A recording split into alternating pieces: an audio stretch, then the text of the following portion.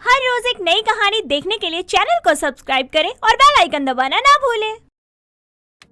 पूजा बड़े ही अमीर परिवार से थी, जिसके कारण उसने कभी भी महंगी सस्ती चीजों की परवाह नहीं की। लेकिन उसकी शादी एक साधारण से परिवार में हो जाती है, जिन्हें हर काम अपने बजट को देखकर करना पड़ता था। एक दिन वो अपनी सास कविता के कमरे में जाती है तो देखती है कि उसकी सास अपने सर पर रुमाल बांधकर लेटी हुई थी। क्या हुआ माँ जी आपको? आपने सर पर रुमाल क्यों बांधा हुआ है? आपकी तबीयत खराब है क्या? नहीं नहीं बहू, मेरी तबीयत कहाँ खराब है। मुझे तो शौक लग रहा है ऐसे सर पर रुमाल बांध कर लेटने का। माँ जी आप मुझे ऐसे ताने मार रही हैं या सच में आपको शौक लग रहा है ऐसे सर पर रुमाल बांधकर लेटने का? हे भगवान, ना जाने ये आधे दिमाग वाली बहू मुझे कहाँ से मिल गई। जो बोलो वो समझ नहीं रही है, जो ना बोलो उसे समझकर बैठ जाती है। क्या करूँ मैं इसका? क्या हुआ माँ जी? आप अपने आप में क्या बड़बड़ा रही हैं? मुझे बताइए ना। मुझे तुझे कुछ नहीं बताना। एक काम कर, आज मेरी तबीयत ठीक नहीं है, इसलिए मार्केट जाके आज की सब्जियां तू ही लेकर आ। तुझे भी सभी चीजों का दाम पता होना चाहिए। माँ जी मैं और सब्जी लेने जाऊँ? हाँ, तू क्या हुआ? तू नहीं जाएगी तो क्या पड़ोसी जाएंगे? तेरे बाप ने नौकर नहीं भेजे हैं अपने महल से। चुपचाप अलमारी से पैसे निकाल और मार्केट की तरफ चलती बन। माँ जी मैं जा रही हूँ मार्केट, आपको मेरे बाप तक जाने की कोई जरूरत नहीं है। पूजा इतना कहकर अलमारी से पैसे निकालकर चुपचाप कमरे से बाहर चली जाती है। कुछ देर बाद वो घर का सारा काम करके मार्केट के लिए निकल जाती है। मार्केट पहुंचकर वो सभी सब्जियों के रेट पूछ ही रही थी कि तभी उसकी नजर लाल टमाटरों पर जाती है, जिसे देखते ही वो खुश हो जाती है। आए हाय मेरे लाल टमाटर, कितने दिन हो गए टमाटर का सूप नहीं पिया। आज तो घर जाकर सबसे पहले टमाटर का सूप पीऊंगी। अरे मैडम, ये क्या कर रही हो तुम? इतनी देर से सब्जियों के दाम पूछे जा रही हो, लेकिन ले कुछ नहीं रही हो। अरे अगर कोई सब्जी नहीं लेनी है तो साइड हटो ना, और लोगों को तो लेने दो। बहन ऐसे क्यों बोल रही हो? सब्जी लेना है तभी तो रेट पूछ रही हूँ ना। हाँ हाँ बताओ क्या लेना है आपको, जल्दी से बता दो, टाइम खोटी मत करो। बहुत भीड़ कर दी है आपने पहले ही। मेरे लिए ये लाल लाल टमाटर पैक कर दीजिए, वो भी 2 किलो। बहन जी सच में आपको टमाटर ही चाहिए, वो भी 2 किलो? हाँ हाँ बहन मुझे टमाटर ही चाहिए। मैं आपसे फारसी बोल रही हूँ क्या, जो आप बार बार एक ही चीज पूछी जा रही हैं मुझसे? मैं बार बार इसलिए पूछ रही हूँ क्योंकि ये टमाटर 200 रुपए किलो है। हाँ ठीक है कोई बात नहीं, आप दे दो मुझे 2 किलो टमाटर। पूजा की बात सुनकर उसके आसपास के लोग हैरान होकर उसे देखने लगते हैं और वो सभी पैसों से सिर्फ टमाटर लेकर घर वापस आती है और रसोई में जाकर टमाटर का सूप बनाती है, टमाटर की ही सब्जी बनाती है। थोड़ी देर बाद उसका पति अमित और सास कविता खाना खाने के लिए नीचे आते हैं। तभी पूजा उन्हें टमाटर का सूप देती है, जिसे पीकर सभी उसकी तारीफ करते हैं। बहू, ये सूप तूने बहुत अच्छा बनाया है। ऐसा लग रहा है कितने दिनों बाद कुछ अच्छा खाया हो। हाँ माँ, ये तो आपने बिल्कुल सही कहा। ये सूप तो बहुत ही टेस्टी है और इसका स्वाद ये तो बहुत ही अलग है। अलग तो होगा ही अमित जी, मैंने अलग चीज जो बनाया है, जब से अपने ससुराल में आई हूँ तब से बस या तो दाल रोटी या तो हरी सब्जियाँ ही खा रही हूँ। इसके अलावा कुछ और खाने को मिल ही नहीं रहा है। तो आज कौन सी चीज का सूप बनाया है तूने, जिसे बनाकर तू इतना खुश है? माँ जी आज मैंने अपने टमाटर बिना वाले ससुराल को टमाटर वाला ससुराल बना दिया। आज सब कुछ टमाटर का ही है। देखिए ये टमाटर का सूप, ये टमाटर की सब्जी और ये रही आपकी टमाटर की चटनी। बस कर बहू बस कर, ये क्या कर दिया तूने? तू सब्जी लेने गई थी या टमाटर? माँ जी लेने तो सब्जियाँ ही गई थी, लेकिन टमाटर में ही सारे पैसे खत्म हो गए, तो मैं क्या करूँ? माँ, आपने पूजा को कितने रुपए दिए थे सब्जियां लाने के लिए? बेटा, मैंने बहू को पूरे 500 रुपए का पत्ता दिया था, जिसके ये सिर्फ टमाटर ही ले आई है। ये हमें बर्बाद करने आई है बस। जहाँ लोग पाव भर टमाटर नहीं खरीद रहे, वहाँ महारानी इतने सारे टमाटर लाई है। हटाइए अपना टमाटर का सूप। आज के बाद मर भी रही होंगी मैं, तब भी सब्जी लेने मैं ही जाऊंगी। कविता इतना कहकर वहाँ से चली जाती है। दिन बीतते हैं, तभी एक दिन पूजा की सहेली धानी उसके घर आती है। यार तुझसे मिलने के लिए मैं सीधा ऑफिस से हाफ डे लेकर तेरे घर आ रही हूँ। जल्दी से मुझे कुछ खाना खिला दे, बहुत भूख लगी है। अच्छा जी, आते ही ऑर्डर देना चालू कर दिया, तो तुम्हारी ये आदत जाने वाली है कि नहीं? यार इस जन्म में तो नहीं जाने वाली है। अब तू आकर बात कर लियो। पहले जाकर मेरे लिए जल्दी से खाना लेकर आ। ठीक है जाती हूँ। राजवा चावल बनाया है, ले आऊँ? चल जाएगा ना? हाँ बिल्कुल यार, तू अपने हाथ से कुछ भी खिला दे, मैं सब खा लूंगी। धानी की बात सुनकर पूजा हंसते हुए रसोई में जाती है और थोड़ी देर बाद राजमा चावल लेकर धानी के पास आती है। ले खा मेरी भुक्कड़ दोस्त, आराम से बैठकर खा। ये क्या पूजा, तेरी शादी क्या हो गई? तू तो मेरी पसंद भूल ही गई है। तुझे पता है ना, मैं बिना सैलेड के खाना नहीं खाती हूँ। तू सैलेड क्यों नहीं लेकर आई है? यार क्या सैलेड लाऊं? सैलेड में तुझे टमाटर चाहिए और मेरा ससुराल टमाटर बिना ससुराल है, जहाँ सभी चीजें मिलेंगी तुझे सिवाय टमाटर के। ये क्या बोल रही है तू? टमाटर बिना ससुराल? मैं कुछ समझी नहीं। मेरे कहने का मतलब है टमाटर के दाम इस समय आसमान छू रहे हैं, इसलिए मेरे ससुराल में कभी सपने में भी टमाटर नहीं आता है। यार तू अपने टमाटर बिना ससुराल में कैसे रहती है?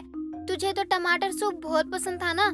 जब से इस घर में आई हूँ ना, तब से एक ही बार टमाटर का सूप पिया है, वो भी मेरी सास ने ताने मार मार के सारा निकाल लिया। पूजा और धानी की बातें अमित और कविता दरवाजे पर खड़े होकर सुन रहे थे। धानी के जाने के बाद दोनों पूजा के पास आते हैं। पूजा, तुम्हारी ये बात मुझे बिल्कुल भी अच्छी नहीं लगती है।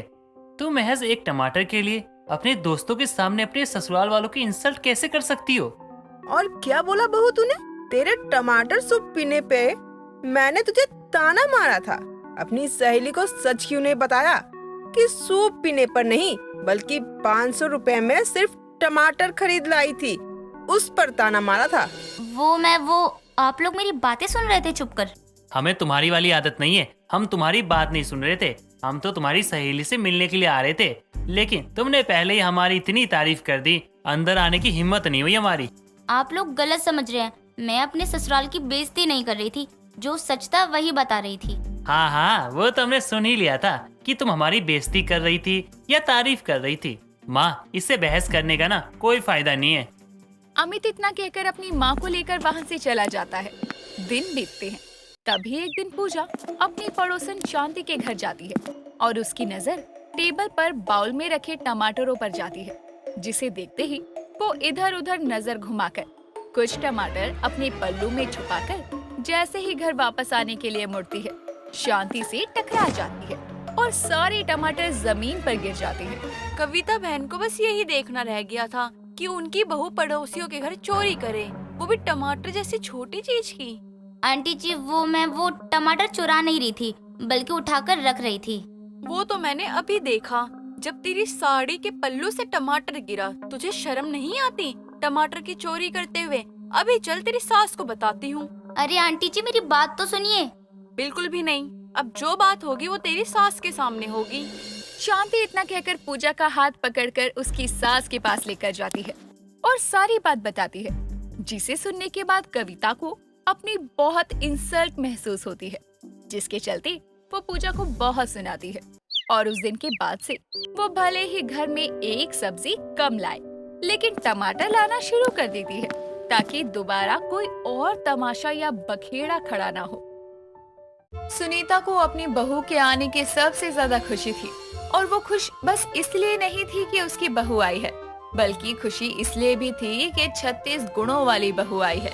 सुनीता की बहू को आए हुए अभी 2 दिन भी नहीं बीते थे कि तभी उसकी पड़ोसन सरोज उसके घर आती है और सुनीता से कहती है, अरे सुनीता, बहुत सुना है तेरी 36 गुणों वाली बहू के बारे में। अब तो तेरे बेटे की शादी भी हो गई है, तेरी बहू भी आ गई।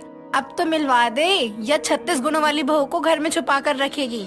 नहीं नहीं, मैं क्यों छुपा कर रखने लगी? मैं तो सबको और ज्यादा दिखाऊंगी। अब यहाँ किसी की बहू थोड़ी ना आई है 36 गुणों वाली, केवल मेरी बहू आई है और उसके मेरे बेटे से 36 के 36 गुण मिले हैं। तेरी तो किस्मत ही खुल गई। जहाँ 1-2 गुणों वाली मिल जाए वो बहुत रहता है, लेकिन तुझे तो पूरे 36 गुण वाली बहू मिली है।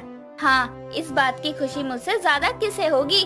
चल, बहुत देर हो गई, अपनी बहू को बुला भी ले और उसके हाथ का चाय नाश्ता तो करवा।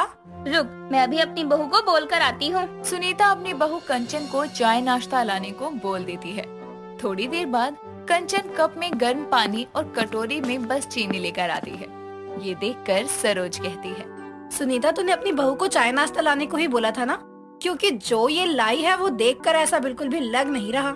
सरोज आंटी, आप गर्म पानी और चीनी मिलाकर पी लो ना, गर्म पानी सेहत के लिए बहुत अच्छा होता है और आप मुझसे मिलने आई हो तो मैं मीठे में चीनी ले आई। बहू, तू क्यों मजाक बनवा रही है मेरा? चाय नाश्ता बोला था लाने को, ये क्या उठा लाई? माँ जी, मुझे खाना बनाना नहीं आता, इसलिए तो मैं ये लेकर आई हूँ। लो, 36 गुणों वाली बहू का पहला अवगुण। अरे सुनीता, बस 36 गुण देखकर अपनी बहू को ले आई, जरा उसके अवगुण भी देख लेती। बहू, तुझे खाना बनाना नहीं आता, ये बात तूने हमें पहले क्यों नहीं बताई? माँ जी, पहले क्या ही बताती, आपने कुंडली मिलवाई और 36 गुण मिल गए।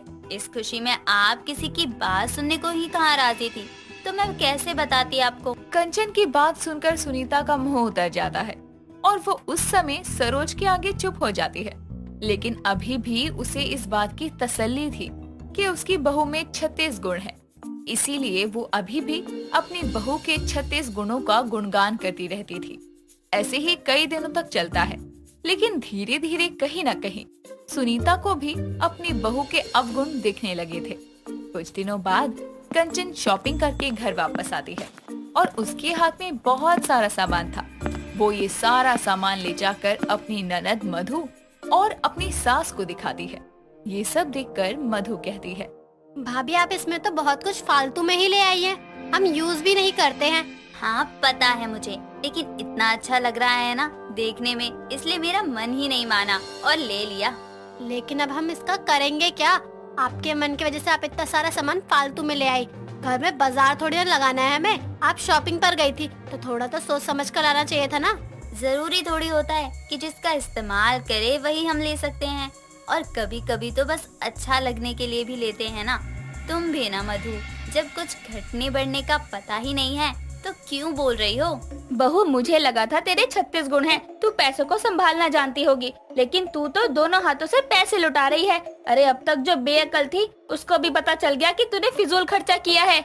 माँ जी, मैं मानती हूँ आपकी बेटी है मधु, लेकिन इसका मतलब ये तो नहीं ना कि आप उसी की तारीफ करेंगी। ये कोई तरफदारी नहीं कर रही हूँ मैं तो बस इतना बोल रही हूँ कि हमारे घर में बस एक ही कमाने वाला है, उसकी कमाई को यूँ फिजूल खर्चों में मत उड़ा। अच्छा थोड़ी लगता है, तेरे ये अवगुण है, अब पता चल रहा है मुझे। माँ जी, ये कोई अवगुण नहीं है, मैं तो अपने मायके में भी फालतू की चीजें बिना मतलब के ले लिया करती थी। अब जो अच्छा लग रहा है ले लो, थोड़े बहुत पैसों के लिए मन मारना अच्छी बात तो नहीं।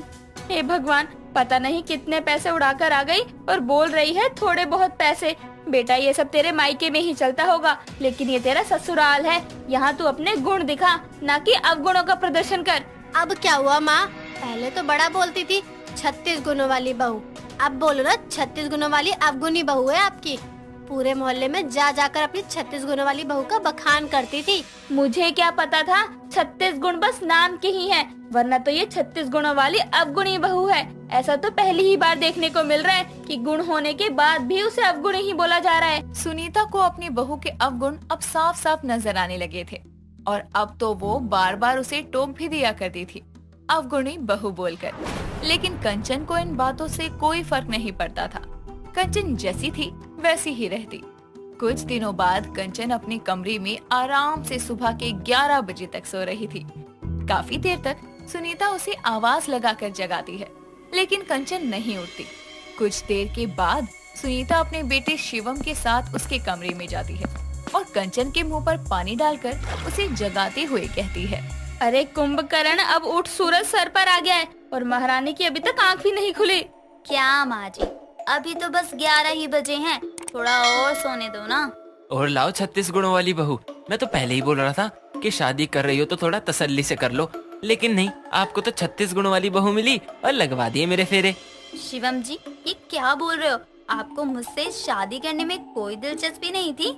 नहीं, ऐसा नहीं है कंचन, मैं तो बस माँ से ये बोल रहा हूँ कि उन्हें ही 36 गुणों वाली बहू चाहिए थी ना, और तुम्हारे 36 गुण क्या मिले तो तुम्हारे अवगुण ही देखना भूल गई, तो अब झेलो फिर।